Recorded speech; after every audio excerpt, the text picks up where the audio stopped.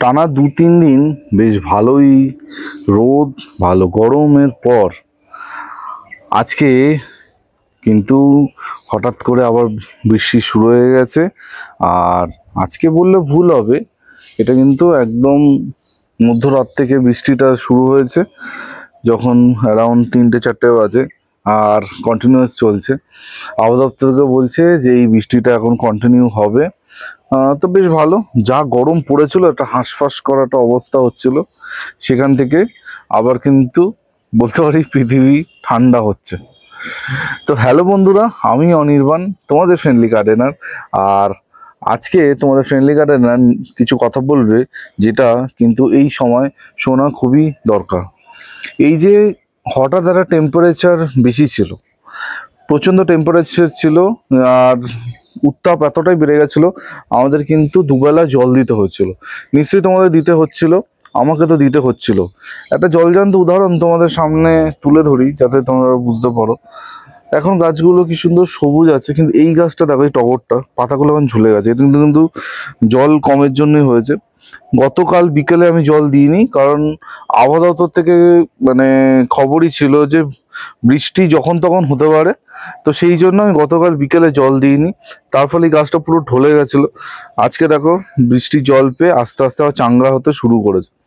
গাছের যদি একটু কাছ থেকে তোমাদের চেহারা দেখাই, দেখো একটা হলুদ হলুদ ভাব তোমরা দেখতে পাচ্ছ, যেটা কিন্তু আগে ছিল না। ঠিক আছে, পুরো সবুজ ছিল। তো সেই জায়গা থেকে দেখো বর্তমানে একটু হলদে হলদে ভাবটা এসেছে। এটা কিন্তু এই 4-5 দিনের প্রবল দাবদাহের জন্যই হয়েছে, আর কিছু না। তো এখন এই যে এত গরম গরম থেকে হঠাৎ করে এই যে বৃষ্টি শুরু হলো, আবার ঠান্ডা একটা ওয়েদার শুরু হচ্ছে, বর্ষার একটা ওয়েদার। তো এই সময় দাঁড়িয়ে তোমাদের কোন কোন জিনিসগুলো মাথায় রাখতে হবে যাতে তোমাদের গাছ সুন্দর থাকে, গাছ ভালো থাকে, আজকে সেই বিষয়ে 2-4টে টিপস তোমাদের দেব, যাতে তোমাদের গাছ খুব ভালো থাকে।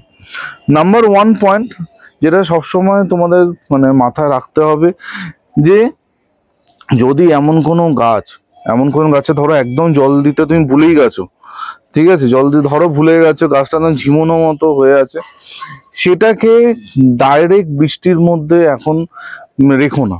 ঠিক আছে, যে গাছটা মানে এতটাই অবস্থা খারাপ হয়ে গেছে যে ধরো পাতাগুলো একদম হলুদ হয়ে খসে পড়ে যাচ্ছে, গাছটা পুরো ঢলে গেছে, দেখে মনে হচ্ছে ওর মানে শেষ সময় চলে এসছে, তো সেই গাছগুলোকে এখন ডাইরেক্ট বৃষ্টির মধ্যে রেখো না, ওকে একটু সেমিশেড জায়গা রাখো।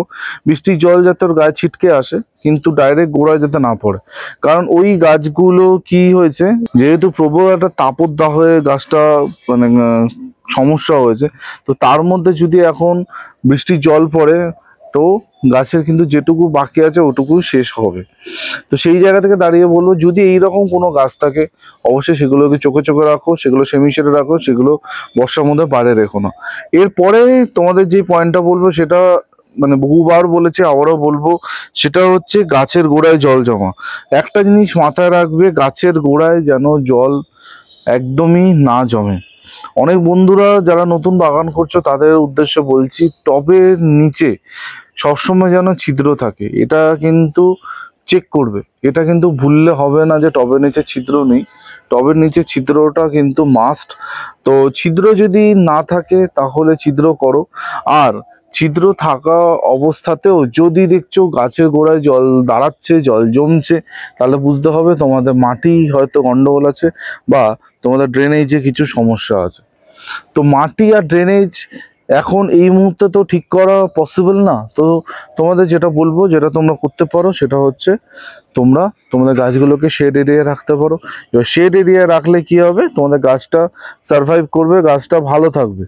এবার দিনের পর দিন এখন বৃষ্টিটা যেহেতু চলবে, তো সেই জায়গা থেকে দাঁড়িয়ে প্রচুর জল যদি ওর গোড়ায় জমে যায়, প্রচুর জল যদি গোড়ায় থাকে, তাহলে গাছটাকে সারভাইভ করানো নেক্সট টু ইম্পসিবল হয়ে দাঁড়াবে।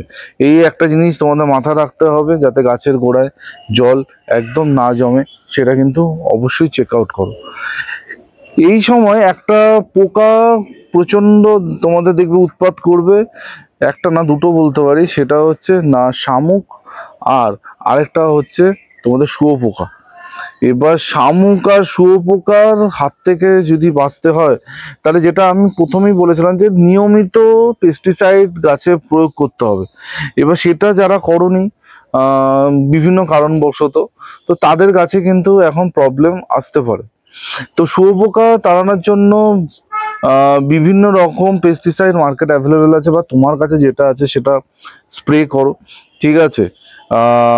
অনেক সময় যদি না যায়, তোমরা একটা কাজ করতে পারো, সেটা হচ্ছে জল খুব ফোর্সে গাছের গায়ে মারলে শুয়োপোকাগুলো নিচে পড়ে যায়, তারপর সেগুলোকে কালেক্ট করে দূরে কোথাও ফেলে দিয়ে আসতে পারো, ঠিক আছে।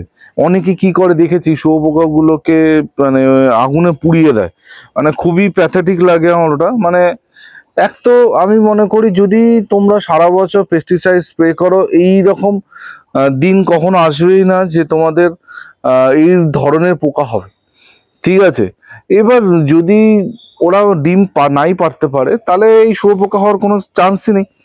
এবার ডিম পেড়ে ফেলেছে, ডিম ফুটে সেখানে বাচ্চা হয়ে গেছে, শুয়োপোকা হয়ে গেছে, সেখানে দাঁড়িয়ে তোমরা যদি এখন শুয়োপোকাগুলোকে আগুনে পোড়াও, মানে এটা মানে কি বলবো, মানে কিছু বলার নেই। কারণ দেখ, অন্যান্য পোকা হলে আমি হয়তো অতটা রিয়াক্ট করবো না, কিন্তু শুয়োপোকা কে মারা মানে একটা প্রজাপতি নষ্ট হওয়া, ওটা প্রজাপতি হতে পারবে না। তো প্রজাপতি সংখ্যা বর্তমানে তোমরা যদি লক্ষ্য করো অনেক আস্তে আস্তে কিন্তু কমছে।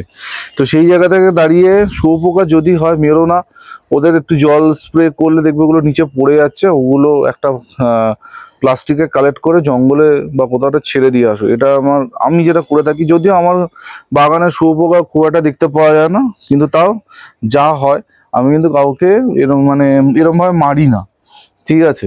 আর যদি শামুক হয়, শামুকগুলো তো হাত দিয়ে কালেক্ট করে তোমরা দূরে কোথাও ছেড়ে দিয়ে আসতে পারো, বা শামুক তাড়ানোর জন্য তোমরা নিম অয়েল ব্যবহার করতে পারো। মাটিতে যদি এখন অনেক শামুক ঘোরাঘুরি করছে, তাহলে তোমরা কি বলবো, নিম খোল গাছ মাটিতে ছড়াতে পারো, বা নিম পাতা ফুটিয়ে সেই জলটা ঠান্ডা করে তোমরা কিন্তু সেই জলটা ব্যবহার করতে পারো, ডেফিনেটলি অনেক উপকার হবে। একটা জিনিস এই সময় মাথায় রাখতে হবে, এই সময় কিন্তু একটা ফাঙ্গাসের অ্যাটাক হতে পারে। আমি কিন্তু বারবার বলেছিলাম, এই যে এই কদিন মানে একদম ভালো একটা ওয়েদার গেল, এর মধ্যে কিন্তু যাবতীয় জিনিস স্প্রে করা উচিত ছিল। যারা করনি তাদের কিন্তু সমস্যা হতে পারে, আর যারা করেছে তাদের কোনো চিন্তা নেই, তোমরা চাপ মুক্ত। তো আমি বলেছিলাম, যখনই ওয়েদার ভালো থাকবে, ফাঙ্গিসাইড থেকে শুরু করে পেস্টিসাইড, অনুখাদ্য, যা যা তোমাদের স্প্রে করা দরকার আছে সেগুলো অবশ্যই স্প্রে করবে। ফাঙ্গিসাইড কিন্তু মানে অত্যাবশ্যক স্প্রে করতে হবে। আর এই সময়, এই বর্ষার মধ্যে আমি সবসময় প্রেফার করি যে কন্ট্যাক্ট বেস ফাঙ্গিসাইড কিন্তু যাতে ব্যবহার করা হয়। কন্ট্যাক্ট ফাঙ্গিসাইড খুব ভালো গাছের জন্য। তো ফাঙ্গিসাইডটা যদি না দিয়ে থাকো, এই বর্ষা চলাকালীন, বর্ষার মধ্যে তো দেওয়াটা মানে পসিবল না, তো তোমরা চেষ্টা করো যদি বৃষ্টিটা থামে সেইটা তখনটা দাও। কিন্তু আমার মনে হয় না বৃষ্টি এখন থামবে, এখন এটা কন্টিনিউয়াসলি চলবে, এক দুদিন তো এটা হবেই হবে। তো ফাঙ্গাসের যদি অ্যাটাক দেখো কোনো গাছের মধ্যে হচ্ছে, সেই গাছটাকে সাইড করো, অন্য গাছের সাথে রেখো না। অন্য গাছের সাথে থাকলে সেই গাছেও কিন্তু একটা ফাঙ্গাসের অ্যাটাক হয়ে যাবে, তখন কিন্তু গাছ বাঁচাতে তোমাদের কষ্ট হয়ে যাবে, ঠিক আছে। এই সময় দাঁড়িয়ে কেউ আবার গাছে খাবার দাবার দিয়ে ফেলো না। দেওয়ার হলে আগেই দিতে হতো, যখন বর্ষা শুরু হয়নি। আর এখন যখন বৃষ্টিপাত পড়ছে, তো খাবার দাবার দিতে যাও না, হিতে বিপরীত কিন্তু হতে পারে। আমি আগেও বলেছি, বর্ষা চলাকালীন কোনো রকমের লিকুইড খাবার, মিক্স খাবার দেওয়ার কোনো দরকার নেই, দিলে কিন্তু ওটা গন্ডগোল হতে পারে, বোঝা গেছে। তো বেশ অনেকগুলো মানে পয়েন্ট বললাম, যেগুলো এই সময় দাঁড়িয়ে তোমাদের মাথায় রাখতে হবে। আর একটা কথা আমি বলে শেষ করব, যেটা আগেও বলেছি, যেটা এখনো বলবো, যেটা ফিউচারও বলবো, যে গাছের সাথে থাকতে হবে। গাছকে রেগুলার পর্যবেক্ষণ করতে হবে, রোজ দেখতে হবে যে গাছে কি হচ্ছে না হচ্ছে। রোজ না দেখে যদি আমি হঠাৎ সপ্তাহে একদিন করে উঠে দেখি যে গাছগুলো দেখি কেমন আছে, তাহলে কিন্তু গাছ করা বা গাছ বাঁচানো দুটোই খুব কষ্টকর হবে। এটা তো মাথায় রাখতে হবে, বোঝা গেছে। আদারওয়াইজ মানে বর্ষা হোক, গরম হোক, শীত, বসন্ত যাই আসুক, তোমাদের গাছে কোনো রকম সমস্যা হবে না। অনির্বাণের কথা যদি তোমরা শুনে চলো, ডেফিনেটলি কোনো প্রবলেম হওয়ার কোনো কারণ নেই। কিন্তু এরপরেও তোমাদের যদি কোনো রকমের সমস্যা হয় অবশ্যই কমেন্ট সেকশনে কমেন্ট করতে ভুলো না, আমি ডেফিনেটলি তার উত্তর দেবো। প্রয়োজন পড়লে মুশকিল আসান সিরিজে সেই নিয়ে আলোচনাও করব।